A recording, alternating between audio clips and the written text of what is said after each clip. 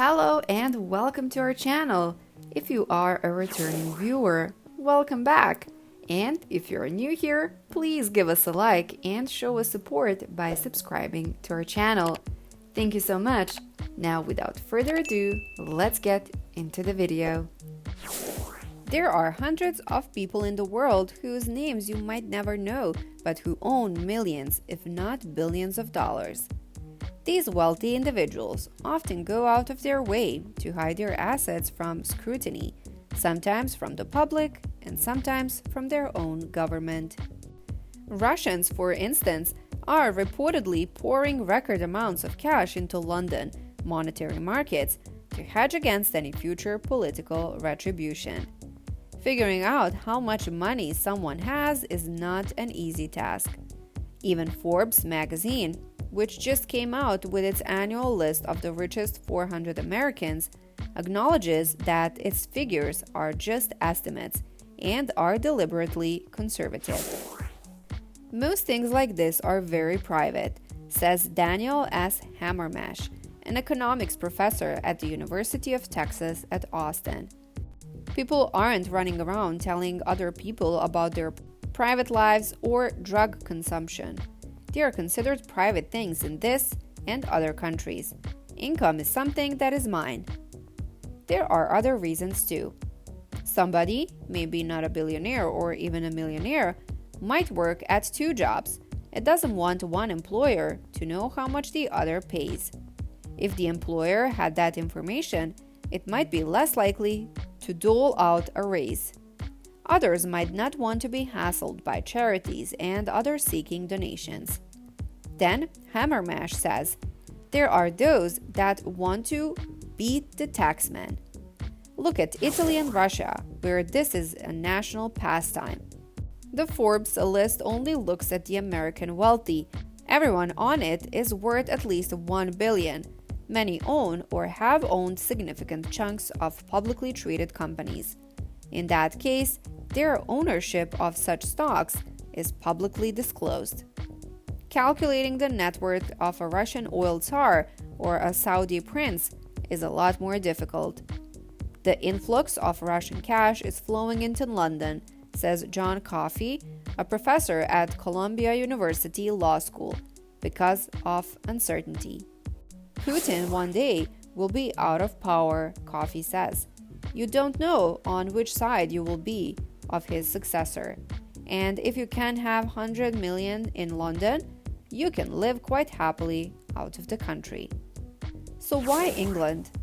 London is one of the deepest financial markets in the world, quite possibly the deepest, and it has almost no regulation, Coffey says. You can invest in all different sorts of investments. You don't have to go through the same kind of money laundering restrictions that the United States has. Americans looking to hide assets from taxation or for other reasons have always looked abroad. Switzerland used to offer a high level of secrecy in its banks, but that has changed. Other countries like Liechtenstein have taken on that role. For Americans, the Cayman Islands and Bermuda are popular places to shift assets. Generally, assessing somebody's wealth abroad is much more difficult than in America. What the Saudis or what some of the Russian oil plutocrats own, Coffey says, is all a matter of very, very approximate calculation at best. But even in the United States, there is very little information about how much the super rich in general earn. Hammermash says the federal government's income survey stops at $150,000 a year. We have very, very bad information on the income of high-income people, says Hammermash. There are a lot of public records and ways to find out what somebody is worth, but unless you have access to somebody's bank account, you can't know it all. Forbes says it goes through Securities and Exchange Commission filings, court records, and calls analysts, employees, competitors, and even ex-wives. We do not pretend to know everything on a private balance sheet, the magazine states when explaining its methodology. But in the end, it's an educated guess. When Forbes says somebody is worth $7 billion, it means that the person is worth at least $7 billion. So what are some of the ways the rich can shield their assets? Michael J. Zuccarini, a partner with Smith & Zuccarini, a law firm near Seattle that does tax, business, and estate planning, says that one of the best ways is to set up a revocable living trust. Putting assets in such a trust doesn't always shield them completely, but makes them harder to find. Zuccarini says that many trusts are set up in somebody's initials. So, for instance, if you were searching for Bill Gates in a computer database of land records, he wouldn't show up because the property might be under the name of BG 2007 Trust. Zuccarini says the biggest disclosures often don't come until a wealthy person dies. Most states require a will to be filed to the court, even if it doesn't go through the probate process. Additionally, some states require a detailed inventory of assets. The wills of many celebrities have been made public this way, and some can be found on the internet. Court TV has an entire section of its website dedicated to the wills of famous dead people, including Jacqueline Kennedy Onassis, Babe Ruth, Richard Nixon, Elvis Presley, John Lennon, Doris Duke, Jerry Garcia, and Marilyn Monroe.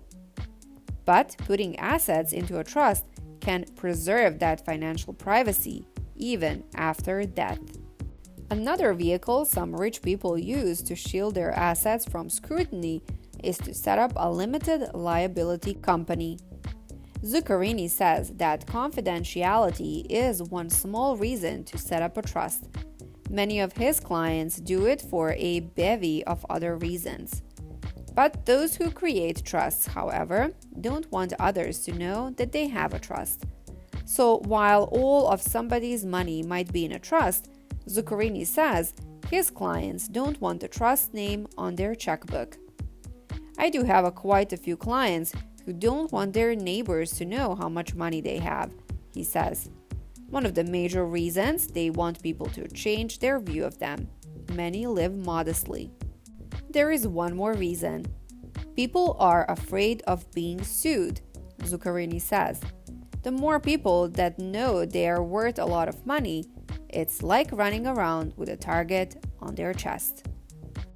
That was today's video. Thank you so much for watching, and I hope you enjoyed it and that you learned something interesting. Comment down below what you liked the most about this video and suggest any topics that you would like to hear about in future videos. To show us support, please give us a like and subscribe to our channel, and I will see you in the next video.